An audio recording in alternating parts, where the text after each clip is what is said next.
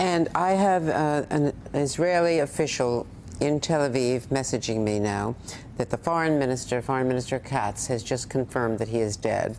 I'm looking throughout the rest of my phone, but so far they're expecting a confirmation from the Prime Minister, but that may not come immediately. But we are told now, I am told, from an Israeli official that the Foreign Minister has said this. I've got it in Hebrew, and I'm looking at for the English translation in my phone. Peter, if this is in fact true, it's just an extraordinary development. This is the mastermind of October 7th. He is a Hamas leader who, according to Israeli and U.S. officials, has been the single biggest obstacle to a ceasefire. He is, according to senior Israeli officials, the person who jumped the gun on the terror plan against Israel from Iran, Hezbollah, the other proxies, and Hamas. And October 7th was a surprise to them. It was something that they had been working on, but Sinwar took it on himself. Here's a statement from the Foreign Minister. This is from Foreign Minister Israel Katz, just handed to me. It is a personal statement to dozens of foreign ministers worldwide. Quote, terrorist mastermind Yahya Sinwar, responsible for the massacre and atrocities of October 7th, was eliminated today by IDF soldiers. This is a great military and moral achievement for Israel and a victory for the entire free world against the axis of radical Islam led by Iran. The elimination of Sinwar creates an opportunity for the immediate release of the hostages and a potential change that would lead to a new reality in Gaza without Hamas and without Iranian control. Foreign Minister Katz added, Israel now needs your support and assistance more than ever to advance these crucial goals together. I should point out that the Israeli cabinet is a divided cabinet, politically divided, and there are right-wing members who are even more conservative, some would say radically conservative, one of whom was on a U.S. terror list in the past. And they were in disagreement with Defense Minister Gallant, with other members of the cabinet, with members who left the war cabinet, like Minister Gantz. So this is from one minister, but the cabinet was briefed earlier today, as we have been reporting, that it was likely Sinwar. The visual evidence seemed to support that. They were waiting for DNA, and I still have not seen. I'm going to look into my phone, Peter, but why don't you? And Richard Engel is joining us now. So, Peter, let me just bring Richard Engel in.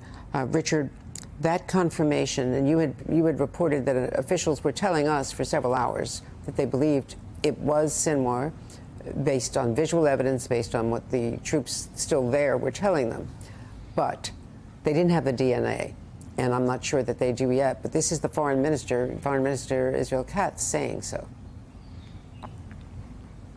So the Foreign Minister has just said that. I also have a senior U.S. military official saying to me, quote, it's definitely him.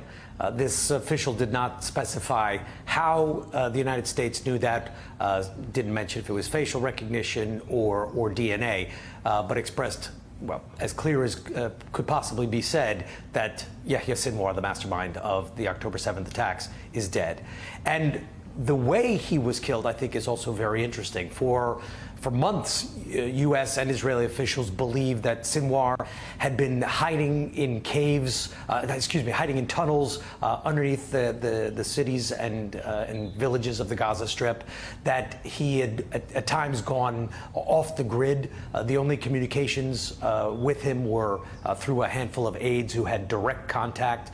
He didn't use cell phones, similar to other leaders like the Hezbollah leader, but Israel found other ways to get to Hezbollah using more antiquated technology that they preferred, thinking it was more secure, like walkie-talkies and pagers.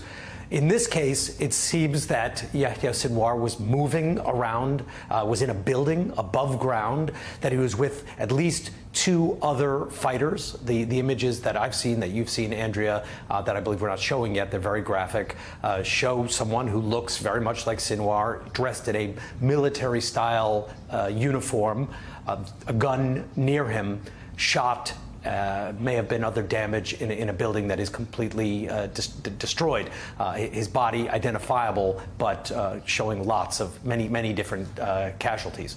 So if that is him, and this is in fact confirmed, and the foreign minister says it is, this military official that I'm speaking to says that it is an enormous blow to Hamas. He is the leader of the organization. He'd been someone that has been on the run for months, and he had been, as you said, seen as an obstacle to reaching a ceasefire agreement, that he didn't want to do it. He thought expanding the war, now that the war is expanding to Lebanon, the war has already expanded to the Houthis in Yemen, would help Hamas, would help him personally, because it would take some of the pressure off of Gaza, because the Israeli military had to fight on so many different fronts, both in the front to the north in Lebanon and the Gaza front to the south. That clearly didn't slow Israel down. Israeli forces are still fighting in southern Lebanon, still carrying out airstrikes in Beirut and other places, and on the offensive right now all across the Gaza Strip.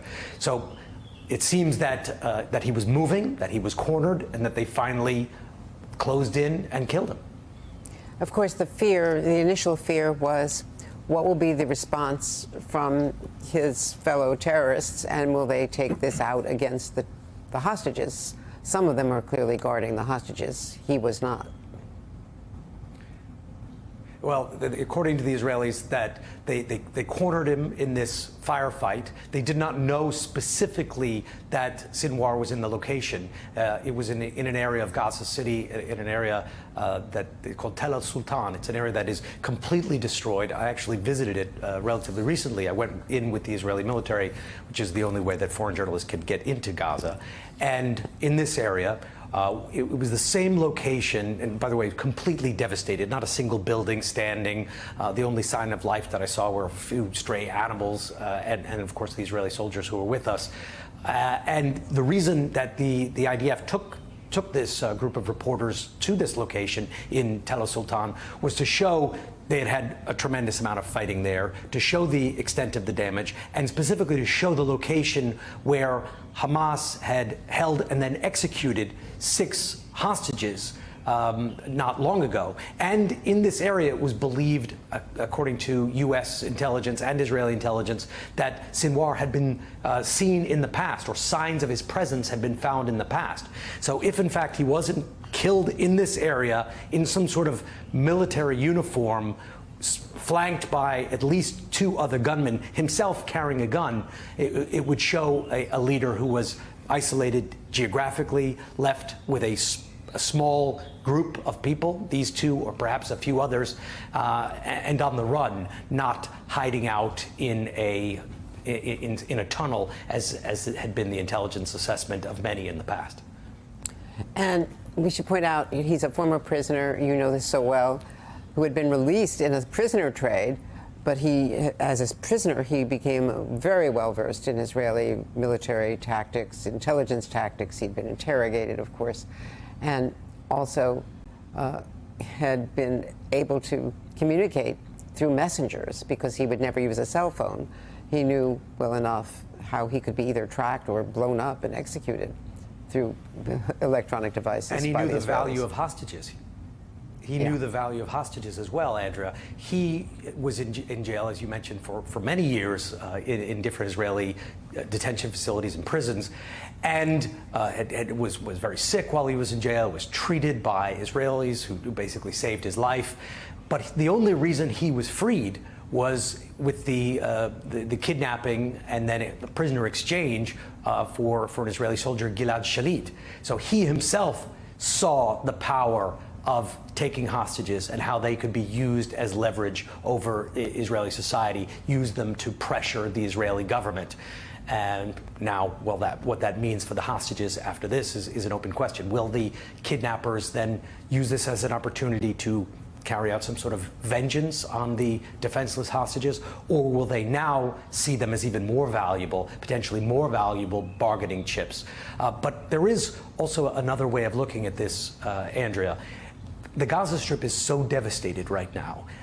It could be that the actual leadership of Yahya Sinwar is not necessarily as important as it might be in organizations that are more intact. There's so much damage in Gaza. There's so much anger. There's so much frustration there after a year of devastation that perhaps another person steps in. We will see. Richard, I now have a confirmation from an Israeli source, an Israeli official, that the fingerprint of the body matches Sinwar's fingerprint, which is in the IDF file from when he was a prisoner. Now, that is a very trustworthy Israeli official texting me this just now.